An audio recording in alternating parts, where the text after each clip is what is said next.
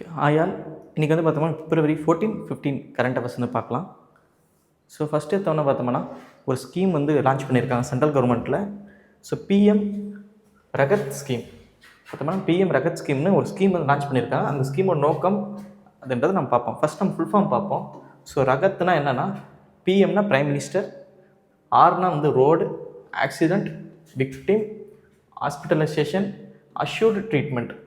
So இந்த ஸ்கீமில் என்ன சொல்ல வராங்கன்னா, இப்போ சாலை விபத்தில் யாருக்காச்சும் அடிபட்டுதுன்னா அவங்களுக்கு வந்து பார்த்தோம்னா அஷ்யூர்டான ட்ரீட்மெண்ட் கிட்ட இருக்கக்கூடிய ஒரு ப்ரைவேட் ஹாஸ்பிட்டலையோ இல்லை கவர்மெண்ட் ஹாஸ்பிட்டலையோ ட்ரீட்மெண்ட் வந்து கொடுக்கணும். ஏன்னா நம்ம வந்து பார்த்தோம் கோல்டன் ஹவர்னு சொல்லுவாங்க. ஸோ கோல்டன் ஹவர்னால் முதல் 1 மணி நேரம் விபத்து நடந்து முதல் 1 மணி நேரம் தான் கோல்டன் ஹவர். அந்த ஹவருக்குள்ளே அவங்க ஹாஸ்பிட்டலில் வந்து சேர்த்துட்டோம்னா அவங்க உயிர் வந்து காப்பாற்றப்படும். அதுக்காக வந்து பார்த்தோம்னா இந்த பிஎம் ரகத் என்ற ஸ்கீம் வந்து லான்ச் பண்ணியிருக்காங்க. இதில் வந்து பார்த்தோம்னா 1.5 லட்சம் வரைக்கும் கேஷ்லெஸ் ட்ரீட்மெண்ட். ஸோ ஒரு விபத்தில் ஆனவங்களுக்கு வந்து பார்த்தோம்னா 1.5 லட்சம் ரூபாய்க்கு வரைக்கும் கேஷ்லெஸ், எந்த ஒரு காசும் கட்ட தேவையில்லை, அவங்க வந்து ட்ரீட்மெண்ட் வந்து பண்ணணும். 7 நாள், இதில் வந்து பார்த்தோம்னா 7 டேஸ், 7 நாள் வரைக்கும் அவங்க வந்து ட்ரீட்மெண்ட் வந்து ஃப்ரீயாக எடுத்துக்கலாம் அந்த 1.5 லட்சத்து வரைக்கும். ஸோ இந்த ஸ்கீம் தான் லான்ச் பண்ணியிருக்காங்க. இதில் வந்து பார்த்தோம்னா ஒரு ஹெல்ப்லைன் நம்பரும் கொடுத்துருக்காங்க. ஸோ 112. ஸோ 112 தான் வந்து பார்த்தோம்னா ஹெல்ப்லைன் நம்பர், ஒரு அவசர கால எண். ஸோ விபத்தில் வந்து ஏதாச்சும் ஆச்சுன்னா இந்த நம்பர் கால் பண்ணோம்னா அவங்க வந்து உடனடியாக வந்து பார்த்தோம்னா நம்ம ஹாஸ்பிட்டலுக்கு மீட்டு கொண்டு போவாங்க.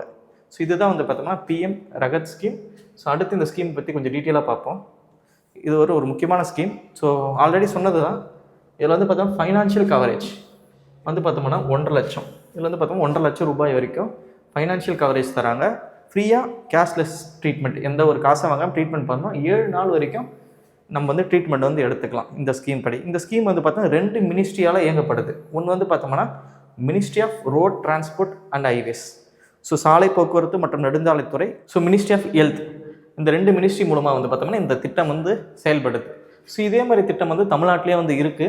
ஸோ அந்த திட்டத்தோட பேர் வந்து பார்த்தோம்னா இன்னுயிர் காப்போம் அப்படின்ற திட்டம் இருக்குது. நம்மை காக்கும் 48. ஸோ அதில் வந்து பார்த்தோம்னா தமிழ்நாட்டில் 2 லட்ச ரூபாவுக்கும் தராங்க. தமிழ்நாட்டில் வந்து பார்த்தா இதே திட்டம் இருக்குது. 2 லட்ச ரூபா வரைக்கும் ஒரு விக்டீமுக்கு, அங்கே அடிப்பட்டவங்களுக்கு வந்து செலவு பண்ணுவாங்க 48 மணி நேரத்துக்கு. ஸோ அங்கே வந்து பார்த்தோம்னா 48 மணி நேரம் நம்மை காக்கும் 48 அந்த திட்டத்தோட பேர். ஸோ சென்ட்ரல் கவர்மெண்ட் ஸ்கீம் வந்து பார்த்தா 1.5 லட்சம் 7 நாள் வரைக்கும் ட்ரீட்மெண்ட் எடுத்துக்கலாம். இதில் வந்து பார்த்தோம்னா நம்ம தமிழ்நாடு பொறுத்த வரைக்கும் நம்மை காக்கும் 48, அதில் வந்து 2 லட்ச ரூபா முதல் 48 மணி நேரத்துக்கு வந்து பார்த்தோம்னா எந்த ஒரு காசும் வாங்காமல் ட்ரீட்மெண்ட் பண்ணணும், எந்த ஒரு ப்ரைவேட் ஆர் கவர்மெண்ட் ஹாஸ்பிட்டலில். ஸோ இதுதான் அந்த ஸ்கீமு. அடுத்து நம்ம பார்க்க போகிறது ஸ்கீம். இன்றைக்கி வந்து பார்த்தோம்னா நிறைய ஸ்கீம்ஸ் வந்து லான்ச் பண்ணியிருக்காங்க. எல்லா ஸ்கீமும் வந்து பார்த்தோம் எக்ஸாமுக்கு ரொம்ப ரொம்ப முக்கியமானது. ஸோ நம்ம பார்ப்போம் என்னென்ன ஸ்கீம்ஸ்னு. அடுத்து நம்ம பார்க்க போகிறது வந்து பார்த்தோம்னா இன்ஃப்ராஸ்ட்ரக்சர், அக்ரிகல்ச்சர் இன்ஃப்ராஸ்ட்ரக்சர் ஃபண்ட். ஓகேங்களா, வேளாண் உட்கட்டமைப்பு நிதி. ஸோ இது வந்து பார்த்தோம்னா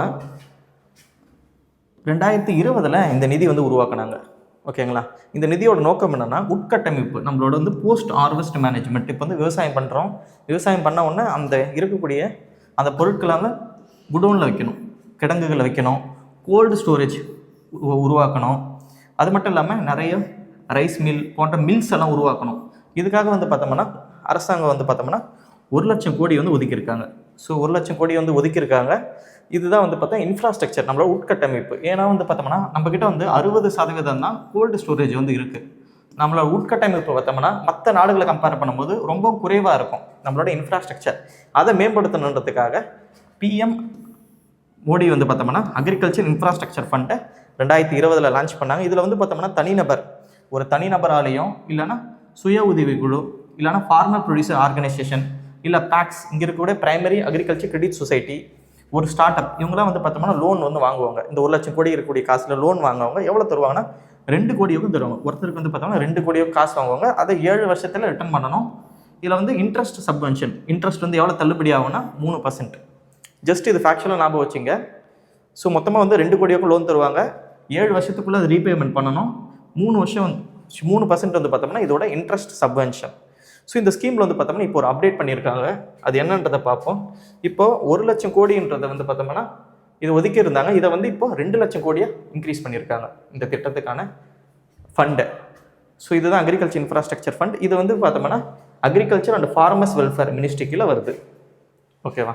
ஸோ இந்த 1 லட்சம் கோடின்றது இப்போ 2 லட்சம் கோடியாக மாற்றிட்டாங்க. அதுதான் நம்ம எக்ஸாமில் வந்து கேட்கக்கூடிய ஒரு நல்ல பாசிபிள் கொஷின். இது எப்போ ஆரம்பித்தாங்கன்னா 2020 ஆரம்பித்தாங்க. இது வந்து தனிநபர் இல்லைன்னா கூட்டாகவும் இந்த லோன் வந்து வாங்கி அக்ரிகல்ச்சர் உட்கட்டமைப்பை வந்து அதிகப்படுத்தலாம். ஸோ இதுதான் இந்த திட்டம். நம்ம அடுத்த ஸ்கீம் போகலாம். அடுத்து நம்ம பார்க்கும்போது தமிழ்நாட்டில் வந்து பார்த்தோம்னா ஒரு 4 இனிஷியேட்டிவ்ஸை ஆரம்பிச்சிருக்காங்க. மொத்தம் 4 இனிஷியேட்டிவ். அது என்னன்றது பார்க்கலாம். முதல்ல வந்து பார்த்தோம்னா தேர்வுக்களம் அப்படின்ற ஒரு ஆப் வந்து லான்ச் பண்ணியிருக்காங்க. ஸோ நம்மளோட சிஎம் வந்து பார்த்தோம்னா தேர்வுக்களம் என்ற ஆப் வந்து லான்ச் பண்ணியிருக்காங்க.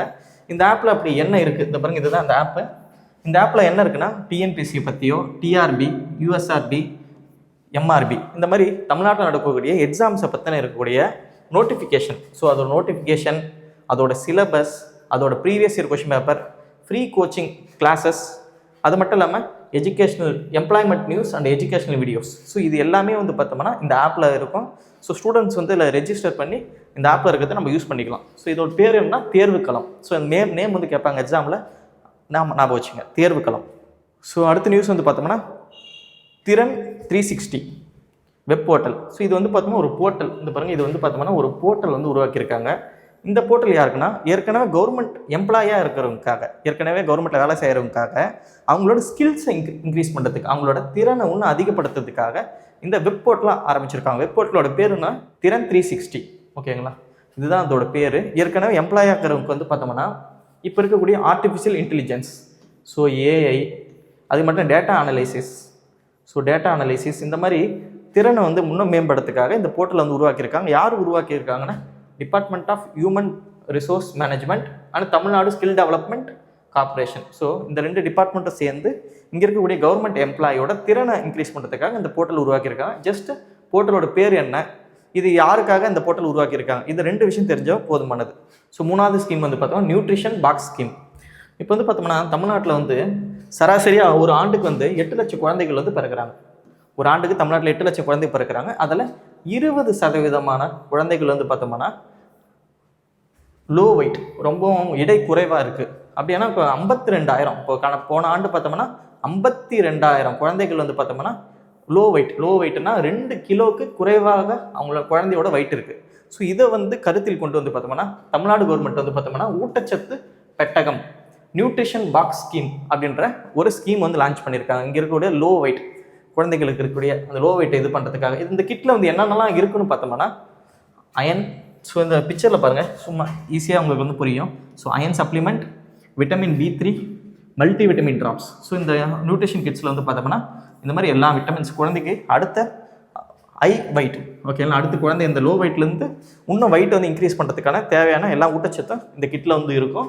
இதை வந்து தமிழ்நாடு கவர்மெண்ட் லான்ச் பண்ணியிருக்காங்க. அடுத்து நம்ம ஸ்கீம் போகலாம். ஸோ இது வந்து பார்த்தோம்னா கடைசி ஸ்கீம், 4வது ஸ்கீம். மொத்தம் 4 ஸ்கீம் லான்ச் பண்ணியிருக்காங்க. இது வந்து 4வது ஸ்கீம், தாய்மை ஆப். ஸோ இது வந்து பார்த்தா தாய்மை செயலின்னு சொல்லுவாங்க. இது வந்து பார்த்தோம்னா இங்கே இருக்கக்கூடிய தாய்மார்களுக்காக மெட்டர்னிட்டி ஆப். இது வந்து பார்த்தோம்னா தாய்மார்கள் குழந்தைகள் இறப்பை குறைக்கிறதுக்காக. இப்போ வந்து பார்த்தோம்னா எம்எம்ஆர்னு ஒன்று சொல்லுவாங்க, ஐஎம்ஆர்னு சொல்லுவாங்க. எம்எம்ஆர், 2வது வந்து பார்த்தோம்னா ஐஎம்ஆர். ஸோ எம்எம்ஆர்னா 1 லட்சம், மொத்தம் 1 லட்சம் பேர் குழந்தை பெற்றுக்கிறாங்கன்னா அதில் எத்தனை இறப்பு விகிதம், எவ்வளோ பேர் வந்து இறந்துடுறாங்க அப்படின்னு பார்ப்பாங்க. ஸோ இந்தியாவில் வந்து பார்த்தோம்னா 93 பேர் அவுட் ஆஃப் 1 லட்சம். ஸோ 1 லட்சம் பேர் வந்து பார்த்தோம்னா 93 பேர் வந்து பார்த்தோம்னா தாய்மார்கள் குழந்தை பிறக்கும்போது இறந்துடுறாங்க. இதுதான் வந்து மொட்டாலிட்டி ரேட்டுன்னு சொல்லுவாங்க. இது ஐஎம்ஆர்னா 1 வருஷத்துக்குள்ளே எத்தனை குழந்தைகள் இறந்தது அந்த 1 வருஷத்துக்குள்ளே அப்படின்னு பார்த்தோம்னா. ஸோ இந்தியாவில் பார்த்தோம்னா 27 குழந்தைகள் வந்து பார்த்தோம்னா 1 வருஷத்துக்குள்ளேயே இறந்துடுறாங்க. அவுட் ஆஃப் 1000 குழந்தையில் 27 குழந்தை வந்து பார்த்தோம்னா இறந்துடுது. ஸோ இதுதான் வந்து மொட்டாலிட்டி ரேட்டும் இன்ஃபேண்ட் மொட்டாலிட்டி ரேட்டுன்னு சொல்லுவாங்க. இப்போ இது வந்து இந்தியாவுது. ஸோ இந்தியாவை பொறுத்த வரைக்கும் 93 எம்எம்ஆரில், ஐஎம்ஆரில் வந்து பார்த்தா 27. ஸோ இதே நம்ம தமிழ்நாடுக்கு பார்க்குறோம், டிஎனுக்கு பார்த்தோன்னா வச்சுங்க 35. இந்த தாய் வந்து இறக்கிறதுல வந்து 35, இதே குழந்தை இறக்கிறதுல வந்து பார்த்தா 7. ஸோ 1000 குழந்தை பிறந்ததுன்னா ஒரு 7 குழந்தை தமிழ்நாட்டில் வந்து இறந்தது. ஸோ இதை வந்து கம்மி பண்ணோம், இதை வந்து நம்ம 0க்கு கொண்டு வரணும். ஓகேங்களா, இதை வந்து 0 கொண்டு வரணுன்றதுக்காக கவர்மெண்ட்டில் ஒரு ஆப் லான்ச் பண்ணியிருக்காங்க. அதுதான் தாய்மை ஆப். ஸோ அதுதான் வந்து பார்த்தோம்னா தாய்மை ஆப். ஸோ இந்த ஆப் மூலமாக வந்து பார்த்தோம்னா அம்மா குழந்தைகளோட இறப்பு விகிதத்தை குறைக்க போகிறாங்க. ஸோ இதில் வந்து பார்த்தோம்னா அவங்க ப்ரெக்னெண்ட்டாக இருக்கும்போது அப்பயே ரிஜிஸ்டர் பண்ணுறாங்க. அப்பயே வந்து ரிஜிஸ்டர் பண்ணி அப்பப்போ செக்அப் பண்ணி குழந்தையோட வெயிட்டு, எப்போ டெலிவரி, குழந்தை பிறந்தோன்னு குழந்தைக்கான இன்ஜெக்ஷன் எல்லாமே கொடுத்து தாயும் மற்றும் அந்த குழந்தையை வந்து காப்பாற்றுறதுக்கான இந்த ஆப்பை வந்து லான்ச் பண்ணியிருக்காங்க தமிழ்நாடு அரசாங்கம். ஸோ இதுதான் தாய்மை ஆப். ஞாபகம் வச்சுப்போம், தாய்மை ஆப். இது வந்து பார்த்தோம்னா குழந்தை மற்றும் தாய் இறப்பை குறைக்கிறதுக்காக. இது வந்து பார்த்தோம்னா நியூட்ரிஷன் பாக்ஸ் ஸ்கீமு. இதில் வந்து பார்த்தா குழந்தைகள் லோ வெயிட், குழந்தைகள் வந்து குறைஞ்ச எடையை வந்து கம்மி பண்ணுறதுக்காக கொடுக்கப்பட்ட ஸ்கீமு. இது வந்து பார்த்தோம்னா இங்கே வேலை பார்க்கக்கூடிய கவர்மெண்ட் எம்ப்ளாயோட திறன் அதிகப்படுத்த உருவாக்கப்பட்டது திறன் 360 வெப் போர்ட்டல். கடைசி வந்து பார்த்தோம்னா தேர்வுக்களம். இது வந்து பார்த்தோம்னா இங்கே காம்படிட்டிவ் எக்ஸாம் படிக்கிறவங்களுக்காக உருவாக்கப்பட்ட ஒரு ஆப். ஸோ இது 4 தான் வந்து தமிழ்நாட்டில் உருவாக்கப்பட்ட 4 திட்டங்கள், புதுசாக லான்ச் பண்ண 4 திட்டங்கள். அடுத்து நம்ம பார்க்க போது பிலிம்ஸ் பாயிண்டர். ஸோ பிலிம்ஸ் பாயிண்டரில் பார்த்தோம்னா இதுவும் ஒரு ஸ்கீம் தான் பார்க்க போகிறோம். Lakhpati DD scheme. ஸோ இது வந்து பார்த்தோம்னா 2023 சென்ட்ரல் கவர்மெண்ட் உருவாக்கப்பட்ட ஒரு ஸ்கீம். ஸோ இந்த ஸ்கீமில் என்ன சொல்கிறாங்கன்னா, இங்கே இருக்கக்கூடிய சுய உதவிக்குழு, செல்ஃப் ஹெல்ப் குரூப்னு இருக்கும், சுய உதவிக்குழு இருக்குல்ல, அதில் இருக்கிறவங்க பார்த்தோம்னா லட்சாதிபதியாக மாற்றணும். ஃபஸ்ட் நம்ம சுய உதவிக்குழு பற்றி சின்னதாக தெரிஞ்சு வச்சுப்போம். இந்தியாவில் வந்து பார்த்தோம்னா 90 லட்சம் சுய உதவிக்குழு இருக்குது. ஸோ 90 லட்சம் சுய உதவிக்குழு இருக்குது. கிட்டத்தட்ட 10 கோடி பெண்கள் வந்து பார்த்தோம்னா அதில் மெம்பராக இருக்காங்க. ஸோ 10 கோடி பெண்கள் பார்த்தோம்னா அதில் மெம்பராக இருக்காங்க. ஸோ இந்த ஸ்கீம் என்ன சொல்கிறாங்கன்னா, இந்த சுய உதவிக்குழு அந்த 10 கோடி இருக்காங்களே, அதில் ஒரு 3 கோடி பெண்களை தேர்ந்தெடுத்து, ஒரு 3 கோடி பேர் எடுத்து அவங்க வந்து பார்த்தோம்னா ஏதாச்சும் ஒரு தொழிலை வந்து சொல்லித்தராங்க. அவங்க ஏதாச்சும் ஸ்கில் டெவலப்மெண்ட் பண்ணுறாங்க, ஏதாச்சும் ஒரு தொழிலை வந்து கற்றுக் கொடுத்து ஒரு வருஷத்துக்கு 1 லட்சம் சம்பாதிக்கிற மாதிரி, ஒரு வருஷத்துக்கு அவங்க 1 லட்சம் சம்பாதிக்கிற மாதிரி அவங்கள வந்து பார்த்தா திறன்மிக்க ஒரு பர்சனாக மாற்றுறாங்க. அதுதான் வந்து பார்த்தோம்னா இந்த லக்ஷ்பதி டிடி ஸ்கீம். ஓகேங்களா? லட்சாதிபதி சகோதரிகள் அப்படின்னு தமிழில் சொல்லுவாங்க. அதுதான் அந்த ஸ்கீமு. இப்போ வந்து பார்த்தோம்னா இந்த 3 கோடி டார்கெட்டை வந்து 6 கோடியாக வந்து இன்க்ரீஸ் பண்ணிட்டாங்க. இதுதான் முக்கியம். ஸோ இந்த 3 கோடி பார்த்தோம்னா 6 கோடியாக மாற்றிட்டாங்க. மார்ச் மாதம் 2029 இங்கே இருக்கக்கூடிய இந்த 10 கோடி பெண்களில் வந்து பார்த்தா 6 கோடி பெண்களை லட்சாதிபதி, ஒரு வருஷத்துக்கு அவங்க 1 லட்சமான சம்பாதிக்கணும் அப்படின்னு மாற்றுறாங்க. இதுதான் இந்த திட்டம். ஸோ வளமான சகோதரிகள் திட்டத்தோட பேர் தமிழில். ஸோ மார்ச் மாதம் 2029 ஒரு 6 கோடி பேரை வந்து பார்த்தோம்னா ஒரு வருஷத்துக்கு 1 லட்சமாச்சு அவங்க சம்பாதிக்கணும். அதான் லட்சாதிபதின்னு இந்த திட்டத்தோட பேர். ஸோ ஞாபகம் வச்சுப்போம், 3 கோடி இருந்தது, இப்போ 6 கோடியாக மாற்றிட்டாங்க. ஸோ அடுத்த ஸ்கீம் போவோம். ஸோ அடுத்து வந்து பார்த்தோம்னா ஒரு கவர்மெண்ட் ஸ்கீம்ஸ் தான் பார்க்க போகிறோம். ஸோ கலைஞர் உரிமை தொகை, கலைஞர் மகளிர் உரிமை தொகை. ஸோ இது வந்து பார்த்தோம்னா 15 செப்டம்பர் 2023 லான்ச் பண்ணாங்க. இப்போ வந்து பார்த்தா சிறப்பு நிதியாக வந்து எல்லாருக்கும் வந்து பார்த்தா 5000 ரூபாய் வந்து போட்டாங்க, சிறப்பு நிதியாக போட்டாங்க. ஸோ அதனால் இந்த திட்டத்தை பற்றி நம்ம தெரிஞ்சு வச்சுப்போம். இந்த திட்டம் உருவாக்கும் போது இதில் வந்து 1,13,00,000 பெண்கள் இருந்தாங்க. இப்போ வந்து திட்டத்தை விரிவாக்கம் பண்ணி 1,31,00,000 பெண்களுக்கு வந்து பார்த்தோம்னா மாதம் 1000 ரூபாய் வந்து அவங்களுக்கு தராங்க. இதுதான் அந்த கலைஞர் மகளிர் உரிமை தொகை திட்டம். ஓகே, நம்ம ஞாபகம் வச்சுக்க வேண்டியது எப்போ ஆரம்பித்தாங்க, லான்ச் பார்த்தோம்னா செப்டம்பர் 15. ஸோ அறிஞர் அண்ணாவோட பிறந்த நாள் 2023 அப்போ ஆரம்பித்தாங்க. ஆரம்பிக்கும் போது 1,13,00,000 பேர், இப்போ 1,31,00,000 பேர் வந்து இதில் பெனிஃபிஷரியாக இருக்காங்க. அவங்களுக்கு மாதம் 1000 ரூபாய் வந்து இந்த ஸ்கீமில் தராங்க. ஸோ இதுதான் அப்டேட். அடுத்து நம்ம பார்க்கும்போது மெயின்ஸ் பாயிண்டர். ஸோ மெயின்ஸ் வந்து பார்த்தோம்னா நம்ம அன்எம்ப்ளாய்மெண்ட்ன்றதை பார்த்துன்னு வரோம் இந்த செஷன் முழுக்க. ஸோ அன்எம்ப்ளாய்மெண்ட், வேலை இல்லை. எடுத்தோன்னே சொன்னால் எப்போவுமே சோஷியோ எக்கனாமிக் இஷ்யூஸை பொறுத்த வரைக்கும் நம்ம தெரிஞ்சுக்க வேண்டியது ஃபஸ்ட்டு டெஃபினேஷன். ஸோ ஒரு டெஃபினேஷனை உருவாக்கிடு. ஸோ ஃபஸ்ட்டு டெஃபினேஷன், அப்புறம் டேட்டா பாயிண்ட், ஒரு 2-3 டேட்டா, அன்எம்ப்ளாய்மெண்ட் ரேட்டு, இல்லைனா லேபர் பார்ட்டிசிபேஷன் ரேட்டு, இல்லை ஒர்க்கர் பார்ட்டிசிபேஷன் ரேட்டு, இந்த மாதிரி அன்எம்ப்ளாய்மெண்ட்டுக்கு சம்மந்தப்பட்ட ஒரு 3 டேட்டா வந்து ரெடி பண்ணி வச்சுங்க. எந்த கொஷின் கேட்டாலும் அந்த டேட்டாவை நீங்கள் பயன்படுத்தணும். எப்போவுமே டெஃபினேஷன் ஸ்டாண்டர்டாக வச்சுங்க. ஐஎல்ஓ சொன்ன டெஃபினேஷனோ இல்லை இந்திய அரசாங்கம் சொன்ன டெஃபினேஷனும் எடுத்துங்க. ஓகேங்களா? அடுத்து நம்ம பார்க்க போகிறது வந்து பார்த்தோம் டைப்ஸ். அன்எம்ப்ளாய்மெண்ட்டில் டைப்ஸ் பார்ப்போம். ஆல்ரெடி வந்து நம்ம கிளாஸ்லேயே சொல்லிட்டோம். மொத்தம் வந்து பார்த்தோம்னா இந்த 8 டைப் ஞாபகம் வச்சுங்க. Open type, disguised, seasonal, unemployment, structural, frictional, cyclic, technological. Already நம்ம பார்த்தோம், கிளாஸ்லேயே நம்ம டிஸ்கஸ் பண்ணிட்டோம். அடுத்து காசஸ், எதனால் அன்எம்ப்ளாய்மெண்ட் ஆகிறா, எக்கனாமிக் காசஸ், டெமோகிராஃபிக், அதுக்கடுத்து educational, agriculture, institutional, technological causes நம்ம ஆல்ரெடி கிளாஸில் பார்த்துட்டோம்.